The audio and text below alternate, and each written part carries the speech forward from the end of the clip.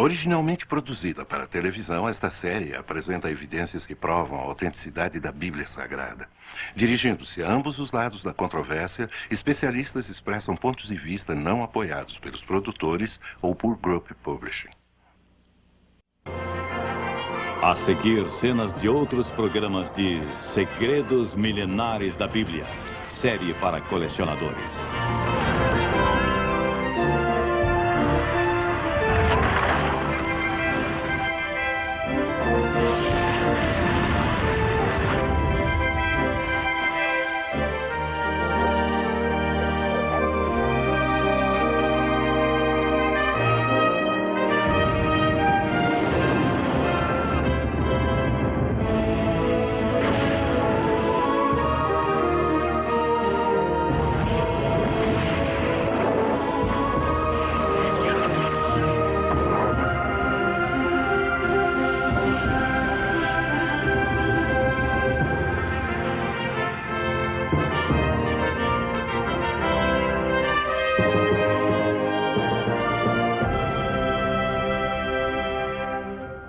Viajaremos agora nas páginas do primeiro registro histórico contínuo da humanidade, o livro chamado A Bíblia Sagrada. Vamos investigar algumas de suas histórias mais controvertidas e descobrir respostas para perguntas muito difíceis. Será a Bíblia um relato confiável de intervenções milagrosas que salvam as pessoas de um destino iminente e da destruição? Ou será meramente uma coleção de lendas e mitos, como afirmam alguns críticos modernos? Especialistas do mundo todo, tanto céticos quanto defensores da Bíblia, contribuíram para a discussão destas questões bíblicas que poderão chocá-los e surpreendê-los. O milagre de Moisés no Mar Vermelho. Aconteceu? De acordo com a Bíblia, um arbusto em chamas surge para um pastor com insolação num morro rochoso. Como resultado desse acontecimento milagroso, esse pastor conduz quase 2 milhões de refugiados da escravidão para o deserto. Perseguidos pelo exército de Faraó, os refugiados ficam encurralados às margens do Mar Vermelho até que acontece outro evento miraculoso. Os refugiados se salvam, mas o exército egípcio se afoga.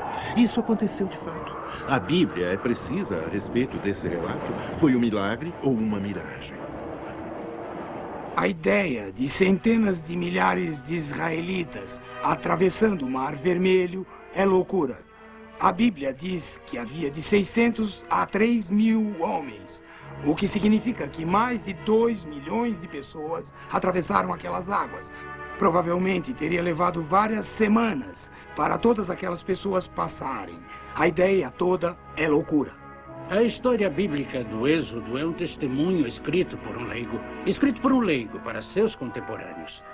Apesar do escritor não ter sido um historiador especializado, existem suficientes pontos históricos indicando que o relato é factual, tanto de uma perspectiva arqueológica quanto da perspectiva antropológica egípcia. Diante disso, a história do arbusto em chamas é pura ficção ou, no mínimo, mitologia. Isso parece ser entusiasmo religioso. A ideia de um arbusto queimar e ainda existir não está no âmbito da realidade.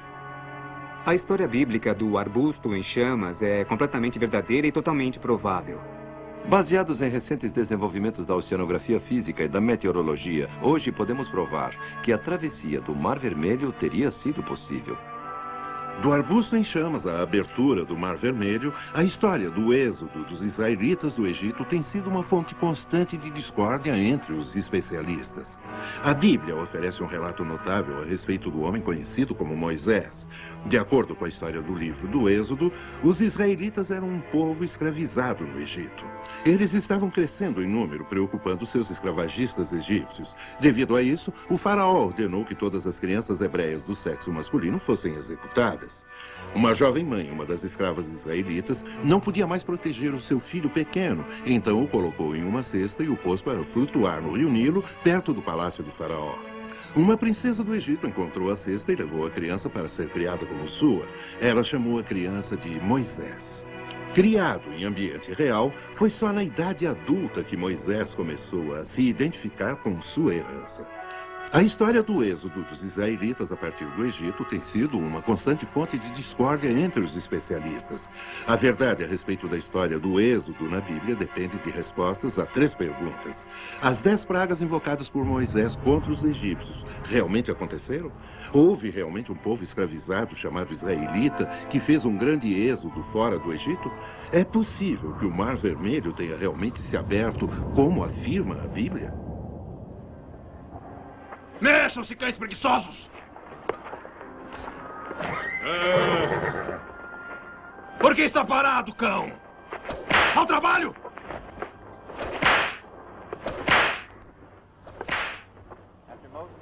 Moisés começou a ter um sentimento mais profundo de compaixão para com o seu povo. Seu cachorro! Quando ele começou a testemunhar os maus tratos, sua raiva e ressentimento começaram a crescer em relação ao egípcio. Pare com isso, guarda! Por que açoita esse homem? Homens, eles não são homens, senhor, mas sim cães preguiçosos. E o açoite é a única linguagem que entendem. Vamos, levante-se! Pare!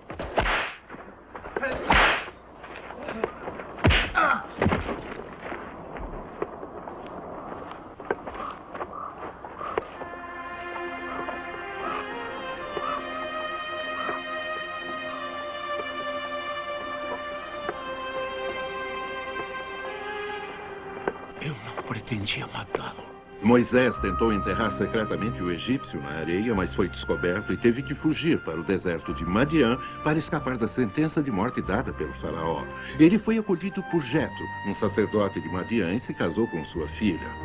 Durante 40 anos, Moisés levou a vida simples de um pastor. Então, em uma questão de minutos, ele veio a conhecer o seu destino.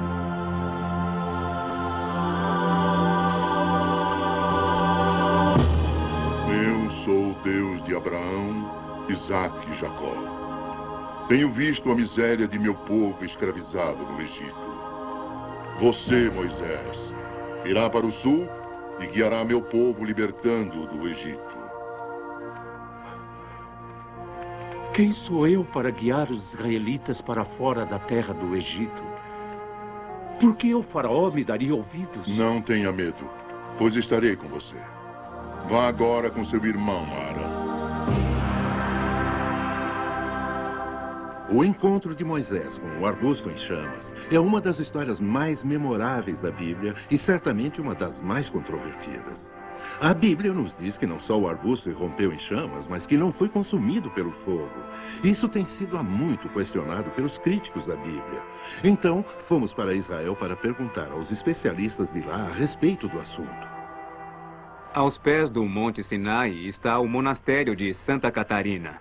A história local dos pastores, do povo nômade, os beduínos, sustenta que o arbusto que se encontra dentro do monastério ainda é o mesmo arbusto.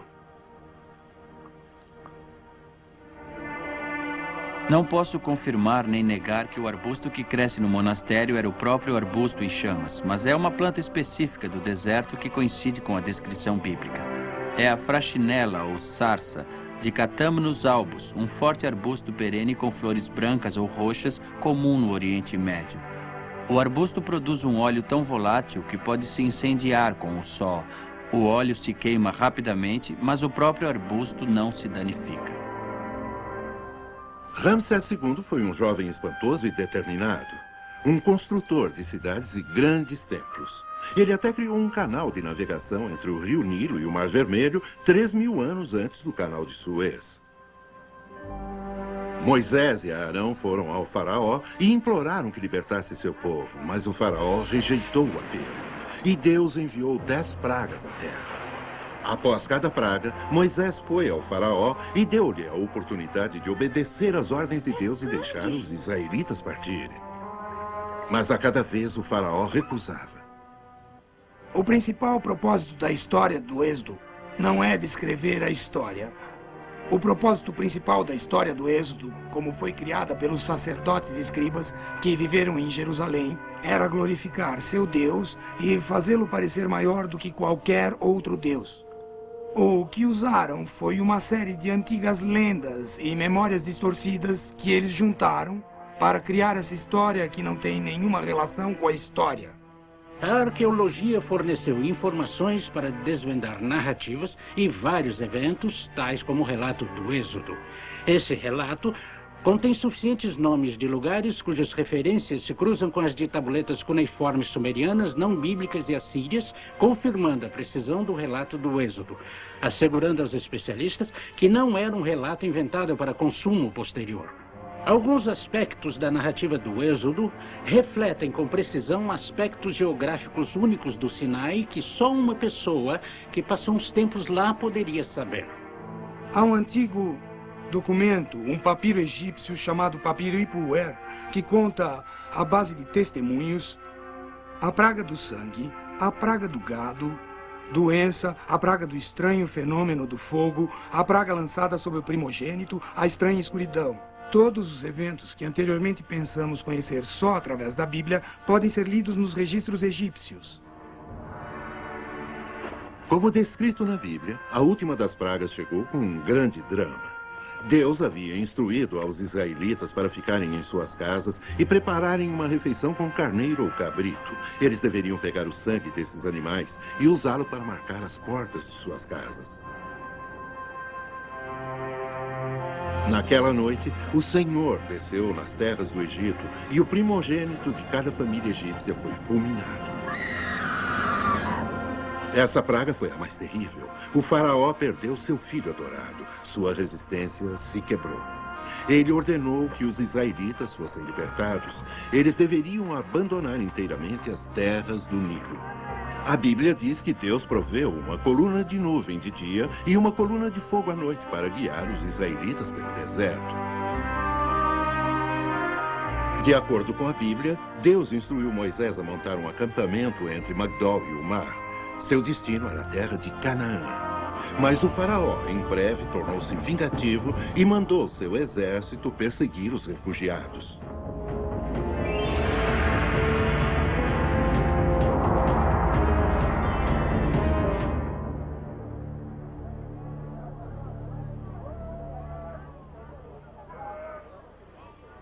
Os espiões retornaram de Ramsés. O faraó se ressente com nossa liberdade e manda seu exército para nos destruir. Precisamos colocar o mar entre eles e o nosso povo. Seus batedores foram capazes de encontrar algum lugar onde podemos atravessar? Não há nada ao norte e nem ao sul. Em uma semana seremos capazes de alcançar a estrada de Horus ao norte. Mas aí seria tarde demais. Pior. Nos tornaríamos, então, uma grande tentação para os filisteus que nos atacariam do norte. Você pode entrepor homens armados entre o faraó e o povo? Não há tempo suficiente. Exceto pela guarda interna, meus soldados estão dispersos entre as tribos, tentando transformar roleiros e lavradores em guerreiros. Se eu pudesse reuni-los, não seríamos capazes de impedir os arqueiros e as bigas do faraó. O que mais vejo em seu rosto, Josué? Existem encrenqueiros, agitando as tribos. Há perigo vindo de dentro, como vindo de fora. De acordo com os versos de Êxodo 14, o povo logo ficou sabendo da nova intenção do faraó. Os egípcios estavam nos matando aos poucos. Mas agora Moisés encontrou o modo mais rápido de nos matar. Será que desprezamos tanto comer dos pratos egípcios que agora devemos encher nossos estômagos com areia? Ouçam! Se nos rendermos pacificamente, se voltarmos agora, sim, seremos punidos, mas ficaremos vivos depois. O que vocês preferem? Alguns açoites ou uma lança egípcia em seu peito. Moisés pensa que podemos humilhar o poderoso faraó e ainda viver? Vamos agora dizer a Moisés.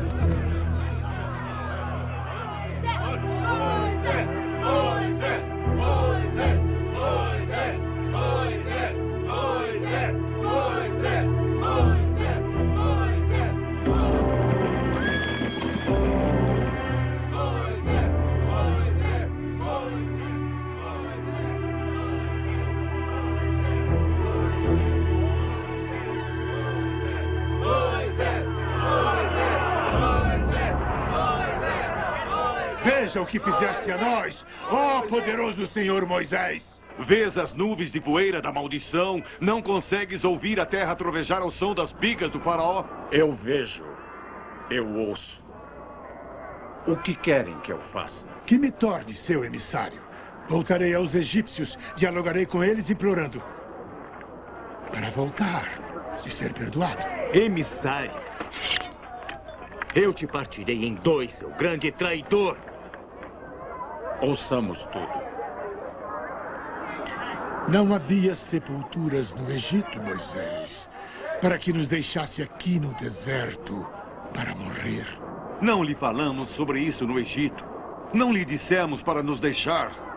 Todos nós lhe dissemos que seria melhor viver sob a pesada mão dos egípcios do que morrer como animais doentes no deserto. Mas o Senhor não nos ouvia. Não o poderoso Senhor, Moisés. Nós queremos morrer aqui? Ou preferiu estar vivos no Egito? Paz! Silêncio! Aonde é que está a vossa fé? Vocês acham que o Senhor os libertou do Egito para morrerem às margens desse mar? Não temam os egípcios e suas bigas. Vocês só precisam ficar quietos e transformar seus temores em fé. Então, vocês verão o poder de Deus.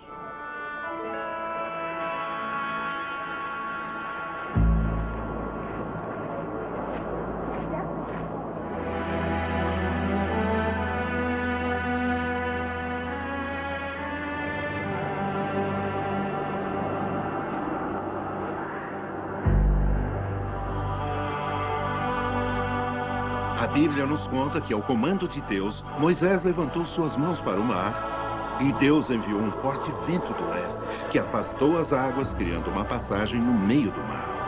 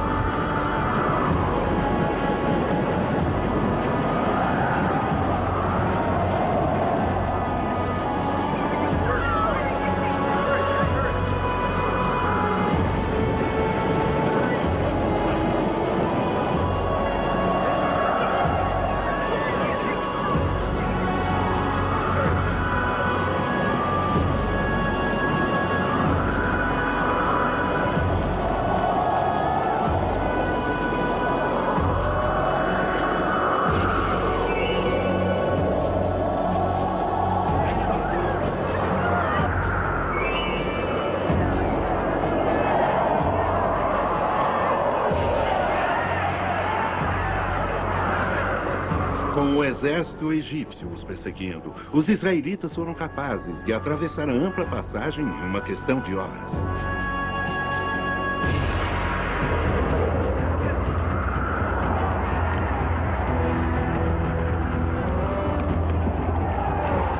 O exército do faraó, com centenas de bigas e milhares de soldados, seguiu os israelitas pelo mar.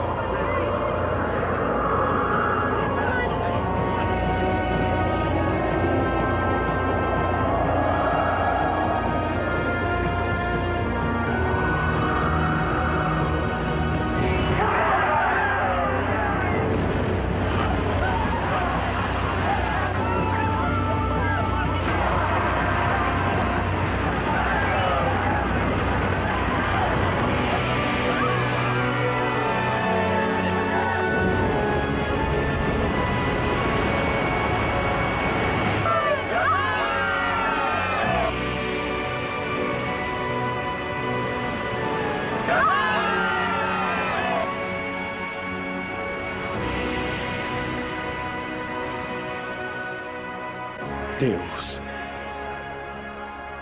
Que assim seja. Alguns críticos expressam dúvidas se Moisés e os israelitas de fato atravessaram o Mar Vermelho. Outros não acreditam em nenhuma parte do Êxodo. Mas recentemente houve a descoberta de uma evidência notável. Existem certas cerâmicas autênticas nas quais buscamos localizar o evento do Êxodo e da imigração dos israelitas para a terra de Canaã. Uma dessas peças é esse bonito frasco peregrino muito bem pintado. E o próprio formato parece indicar o produto que continha. Ele vem de Chipre. Mas é importante para datar outro material que encontramos relacionado aos israelitas. Temos outra peça que é uma jarra de cerveja dos filisteus. Eles gostavam muito de beber cerveja. Ela era fermentada dentro da jarra e pode-se ver que era peneirada ao ser derramada na própria caneca. Os israelitas copiaram os utensílios dos filisteus, que eram muito pintados, e fizeram uma reprodução bastante pobre. De maneira que podemos dizer quando chegamos em um local para onde os israelitas se deslocaram. A cada dia surgem mais evidências que estão sendo escavadas e que estão ajudando a demonstrar que os israelitas foram em êxodo e se estabeleceram na terra de Canaã. Uma pergunta interessante a que Emanuel Anati respondeu em sua pesquisa, e ele é um dos principais arqueólogos do Sinai, foi a pergunta: o que os israelitas fizeram durante os 40 anos que vagaram no deserto? Dr. Anati descobriu algo como 30 mil inscrições em pedras, que ele data do período do Êxodo. Ele acredita que os israelitas escreveram naquelas pedras. Novos achados estão sendo desenterrados em vários sítios arqueológicos, tais como cerâmicas incomuns e desenhos em pedras que evidenciam que o êxodo realmente aconteceu. Mas, mesmo enquanto a validade do êxodo esteja sendo cientificamente provada, a controvérsia sobre a abertura do Mar Vermelho está se aquecendo. A ideia de que o Mar Vermelho poderia ter sido partido em duas paredes de água, como retratado por cineastas de Hollywood como Cecil B. DeMille, não é nada crível. Nesse local, em 1799, os engenheiros de Napoleão descobriram um espigão submarino de uns 180 metros de largura, se estendendo de margem a margem. Seus engenheiros calcularam o momento certo para atravessar essa faixa de 8 quilômetros quando o vento do leste sopraria o suficiente para eliminar a água do fundo. Napoleão, no entanto, quase não escapa com vida quando uma súbita mudança na direção do vento trouxe um arremesso de água que cobriu a faixa em uma questão de minutos. Recentemente, o professor Doran Noff, da Universidade do Estado da Flórida, junto com o Dr. Nathan Powder, de Israel, revelaram seus achados sobre a travessia do Mar Vermelho ao WordPress. O Dr. Powder e eu não estávamos muito interessados se a travessia do Mar Vermelho ocorreu ou não, mas estávamos intrigados pela possibilidade de talvez haver alguma explicação para semelhante processo. Então, o que fizemos? Nós desenvolvemos o que chamamos em oceanografia física de um modelo matemático da parte do Mar Vermelho, onde muitas pessoas acreditam que a travessia poderia ter acontecido. Vejam, o que temos aqui é um modelo físico do Mar Vermelho. A parte funda representa o corpo principal do Mar Vermelho, que tem de 600 a 900 metros de profundidade. E a parte rasa, com o fundo inclinado, que deve representar o Golfo de Suez, que é muito mais raso. Como dissemos antes, a profundidade média do Golfo de Suez é de uns 30 metros. E o comprimento é de algumas centenas de metros. Bom, o que temos ainda? Temos aqui... nós introduzimos aqui um espigão artificial, que vocês podem ver. E a profundidade da água acima desse espigão artificial é de apenas 3 metros de altura, certo? E o que vou fazer é deixar que o vento sopre daqui e vocês verão como a água retrocede e expõe o espigão.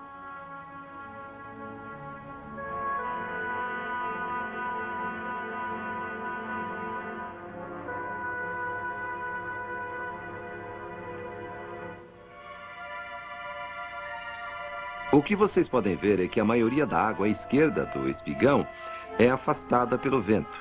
Ainda tem um pouco de água aí, e vê-se que há uma área exposta bem aqui. Certo? A ideia é que os israelitas atravessaram nessa parte do espigão que estava exposta e eles viram água em ambos os lados. Eles viram a água do lado esquerdo do espigão e a água do lado direito. Eu vou cortar o vento agora. Eu vou fazer isso abruptamente e vocês verão como ela volta. Vamos fazer isso. O que acontece depois disso é que o vento se acalma. A água quer voltar à posição que ocupava antes e faz isso por meio de uma onda de gravidade, a qual se move a uma velocidade que calculamos ser de uns 4 metros por segundo, que é, claro, uma velocidade da qual ninguém escapa.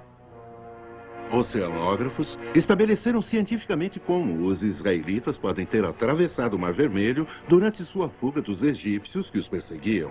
A cobertura da mídia mundial dos experimentos e descobertas de Nofi e Paldor não deixa dúvidas de que os israelitas poderiam ter atravessado o Mar Vermelho exatamente como descrito na Bíblia. O êxodo dos israelitas do Egito é mais do que uma história das 10 pragas contra os egípcios e da miraculosa travessia do Mar Vermelho. A verdadeira história é sobre um Deus que cuida das pessoas e sobre a liderança de Moisés, um homem que, em tempos de crise, confiou na fé em vez de recuar e se entregar. Quando as pessoas pensarem em você daqui a alguns anos, se lembrarão de alguém de fé inabalável ou de uma pessoa que foge dos problemas. Algo a se pensar.